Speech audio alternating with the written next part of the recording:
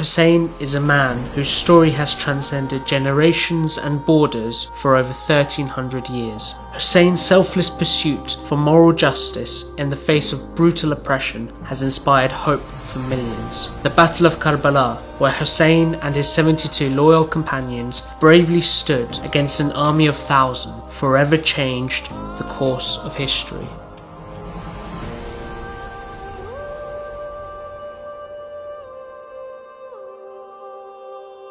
Hussain was born in 626 AD in the city of Medina to the noble family of the Prophet Muhammad.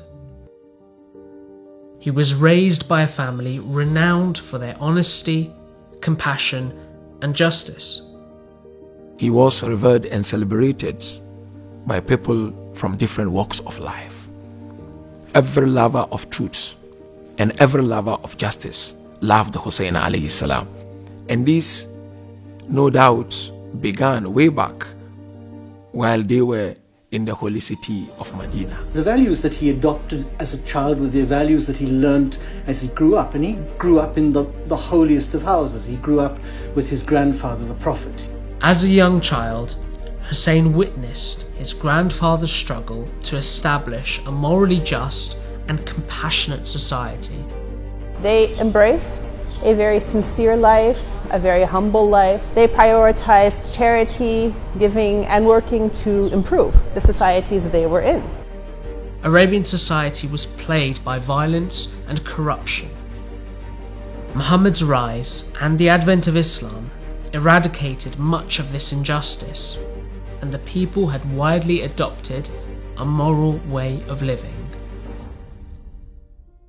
In 632 AD, the Prophet Muhammad passed away, devastating a young Hussain. What followed after would impact Hussain in ways he could not yet comprehend. Shortly after the Prophet's death, the leadership of the newly formed nation fell into dispute. Divisions amongst the people emerged, and a violent power struggle fractured the nation for over 30 years, which led to a lengthy civil war between Hussein's father, Ali ibn Abi Talib, and Muawiyah. Muawiyah, who was originally from a tribe or clan which had in the early years opposed the Prophet's message and Islam, took power, started off in his power base in Syria, in Damascus. Ali ibn Abi Talib was assassinated, and Muawiyah assumed full control. Choosing to avoid further conflict, Hussein's elder brother, Hassan, made a treaty with Muawiyah, which would prevent Muawiyah from passing on rule to his son, amongst other things. These clauses of the truce were basically violated, and the ultimate expression of that violation was the actual assassination of Hassan himself around 10 years after that. Having violated the treaty, Muawiyah allowed his son Yazid to take over the power. Yazid was widely regarded as a tyrannical and cruel narcissist who wanted to rule with an iron fist. Yazid sought the allegiance of Hussain to cement his claim to power and gain credibility. One of the needs, one can say, of an oppressive regime is the need for legitimacy. And the important sources of that legitimacy has to come from prominent members of the society who are respected for their high morals to support them. Having witnessed years of injustice and the steady moral decay of his society, Hussain knew he had to draw a line with Yazid to prevent the total collapse of the nation to the hands of a despotic tyrant. Hussain refused to pledge allegiance to Yazid. In one sense, he was very divisive, but usually when people fight for justice, they are divisive. Usually it divides the community, those in favor of what is right and those who are not. And so in his very divisiveness, he was really making a stand that separated the good from the bad, the just from the unjust. Fundamentally, Hussain is not interested in a fight. He's not interested in taking to battle, but rather he's interested in making people aware of what's actually going on in the world, how things have changed since the demise of the Prophet. Not being able to get an endorsement from Hussain, Yazid threatened to assassinate Hussain. Wanting to avoid violence, Hussain left his home and travelled to the city of Mecca. Here, Hussain sought to rally the people and delivered a passionate sermon rebuking the community leaders who had failed to stand against Yazid, saying, "You have taken lightly your duties as leaders. You have neglected the rights of the oppressed and the lowly, but have assiduously pursued what you regard as your personal rights." His moral justice was quite a simple issue. It was that we must be willing to take a stand and even die for what is right, that there can be no compromise. And I think it's that refusal to compromise, and he was made a number of offers by the people in power to compromise, to turn back, to try a different route. This refusal to compromise, even in the face of great personal danger, that for me is the key to the morality, the ethics of his justice. Most leaders, they will remain in their comfort zones and send their people to go and do the work.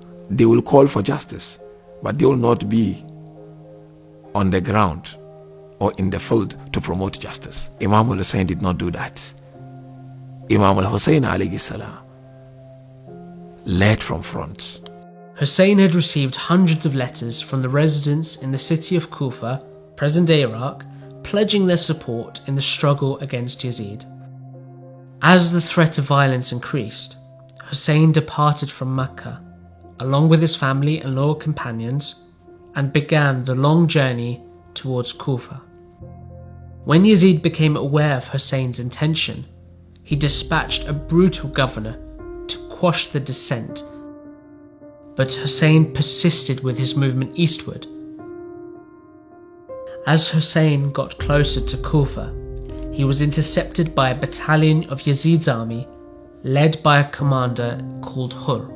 Hussain, his family and companions were prevented from going any further and were forced to stop in a dry desert land known as Karbala. Hur and his entourage of forces came. His horses and his soldiers were thirsty. Hussain offered them water. He did not say, "These people are here to monitor me and to make life difficult for me and to block my way." He gave them water. Hussain's selfless act of kindness was to be met in turn with a cruel response by Yazid's army, who proceeded to surround Hussein's camp and cut off the water supply. Hussain, his family, and small army of around 72 were left thirsty for 3 days in the blistering heat. Hussain said something which rings very true for the human condition. He said, "Human beings are slaves to the world. As long as our situation is fine, we have food, we have water, we have money, we have the basics, people will profess their beliefs, they will profess their religion on their tongues. But when people are tested, when people are tried, very few people remain who are sincere and devoted." On the eve of Ashura, Abu Abdullah gathered all his companions and he asked for the candle to be switched off. So it was put off. And he said to his companions, "I am the target, you are not the target. Why don't you go? And no blame on you." Each and every one of them stood up and pledged their allegiance to Abu Abdullah Hussain alayhi salam. As the sun dawned on what is known as the day of Ashura, Hussain and his brave army of 72 prepared to make their final stand of honour and dignity against an army of thousands. In a remarkable turn of events, Hur defected from Yazid's army, realising that he had made a terrible mistake, and pledged to fight alongside Hussain. Unafraid and fueled by belief in something greater, Hussein's companions fought relentlessly till their very end. each of these members of his family went out one by one, often reciting extraordinary poetry and dying one by one in front of Al-Hussein, and all of them, as they went out to fight, claiming the reason why they were doing this, that it wasn't just because they liked him, but because they believed in his cause. In the heat of battle, and despite witnessing the horrific killing of his close friends, Hussain would be heard praying for his enemies, hoping they'd cease partaking in this atrocity. One after the other, Hussain's closest family members were slain in battle as they fought heroically, with each member of his family killed in front of him, including his beloved sons, nephews, and brother. Hussain would rush valiantly into the battlefield to aid them in their last moments.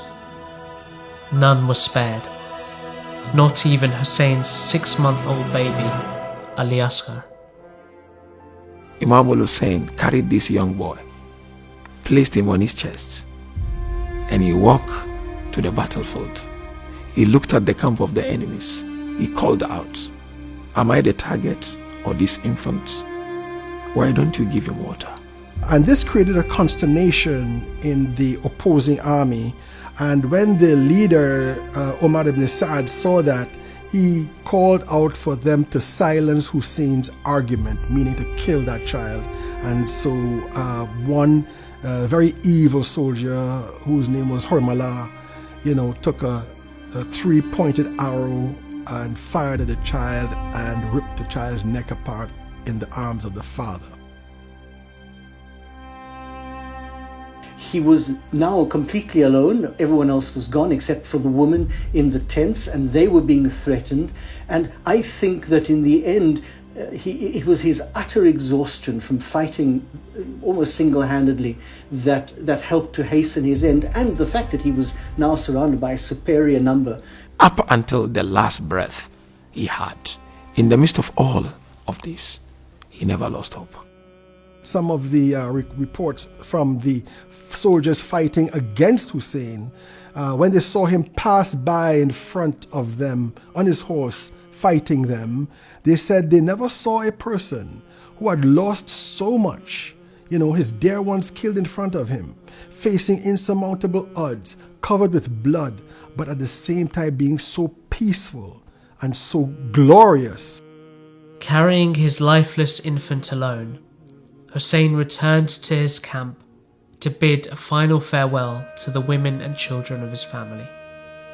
Unbroken and unafraid, Hussain charged valiantly for the final time towards the enemy and fought majestically till eventually he fell from his horse. They started attacking him left and right. Arrows on his shoulders, arrows on his forehead, arrows on his back, until Abu Abdullah fell down. He was kicked left and right, and eventually Shimmer sat on his chest. Covered in bloody wounds, thirsty from the dry desert heat, and with no one left to help him, Hussain was mercilessly beheaded.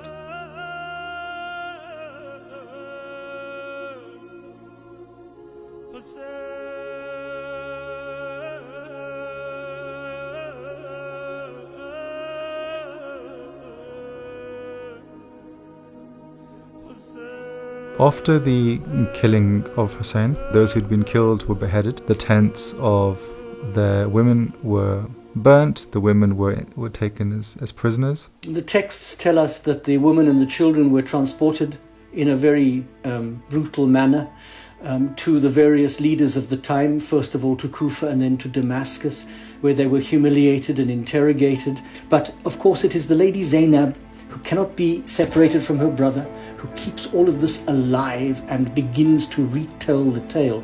And so it's a terrible time, and it's the beginning of something absolutely wonderful.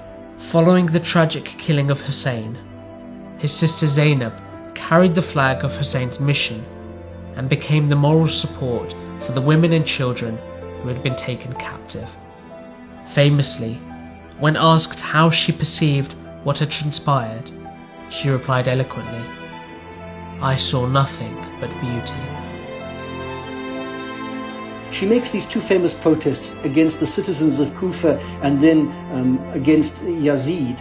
And she is famous that not only does she denounce his leadership and indict him as a person, but she also in those moments begins the story of Karbala and ensures at that moment that the story will never be forgotten and that the lessons of Karbala will never be forgotten.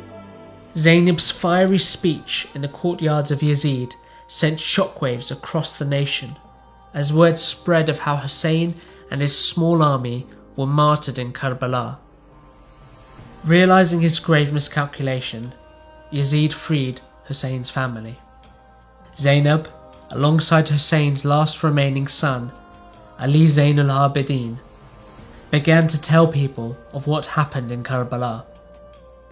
This triggered a series of uprisings, which eventually led to Yazid's rule being dismantled.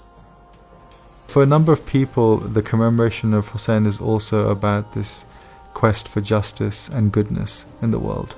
And so the recounting of the story of what happened is then connected with accounts of oppression, of tragedy, and of brutality in the world that we have, and a hope and desire for something better. The story of Hussein has been remembered through generations every year as a source of empowerment in the fight for moral justice. How Hussein and his army of 72 were victorious against a tyrannical enemy through sacrificing their lives. 1300 years later, millions of people from all backgrounds flocked to pay tribute to Hussein at his shrine in Iraq. Every time we stand up to fight and we are prepared to sacrifice everything for truth, we are like Hussein. The reason why people can aspire to be like Hussein is because he transcends religious borders and political borders. Justice is a human thing. All human beings, even non-religious human beings, are bound by justice. The revolution continues. We have to create now a Husseini society, which is a society of justice and a society of brave people, who are not afraid of fighting